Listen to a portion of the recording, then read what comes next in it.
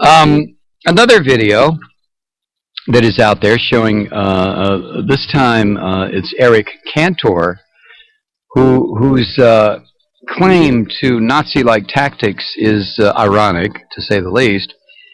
And his claim to Nazi-like tactics is how he allows, just like Rand Paul and Joe Miller and the rest of these morons allow their so-called volunteers to conduct themselves.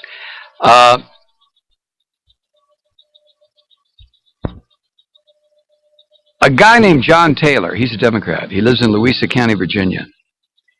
Louisa, Virginia. It's a town and a county. He was arrested at a rally for Cantor and charged with trespassing, resisting arrest, and creating a public disturbance.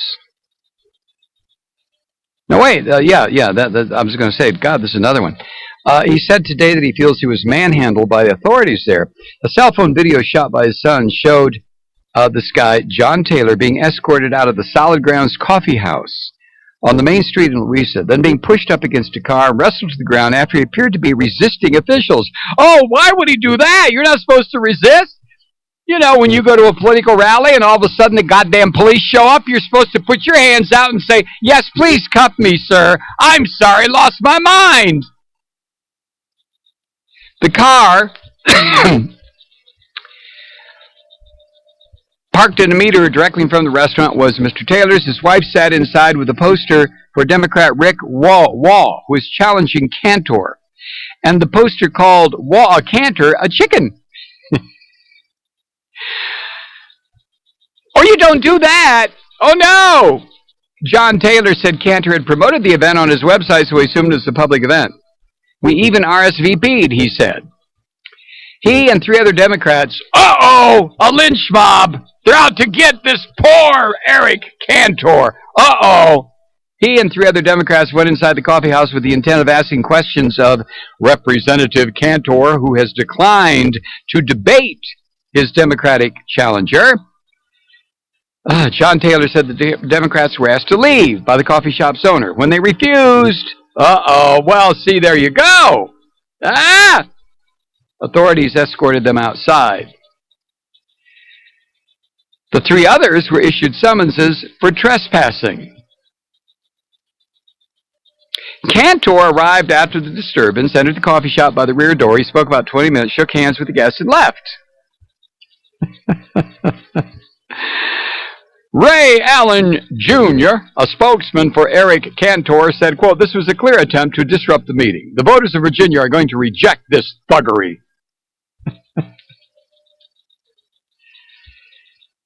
End quote. Thuggery, right, Eric?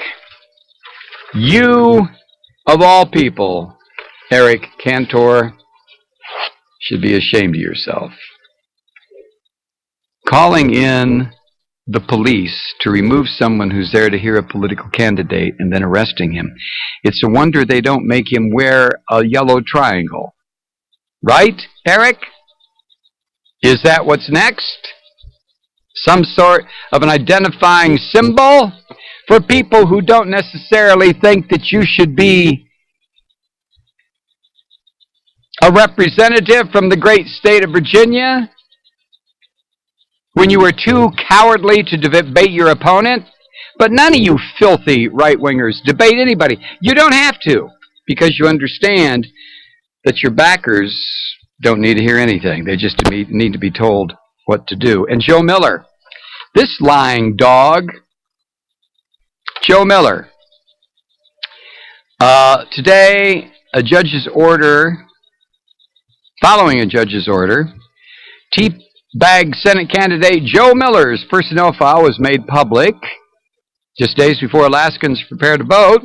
The file contains a letter written by Miller in which he takes responsibility for his actions on March 12, 2008, when he was found to have violated ethical conduct when working for the Fairbanks North Star Borough, where he was employed as an attorney.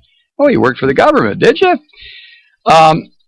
Miller wrote on March 17, 2008, over the lunch hour this past Wednesday, I got on 3 computers not belonging to me in the office. All of them were on, and none of them were locked. I accessed my personal website for political purposes.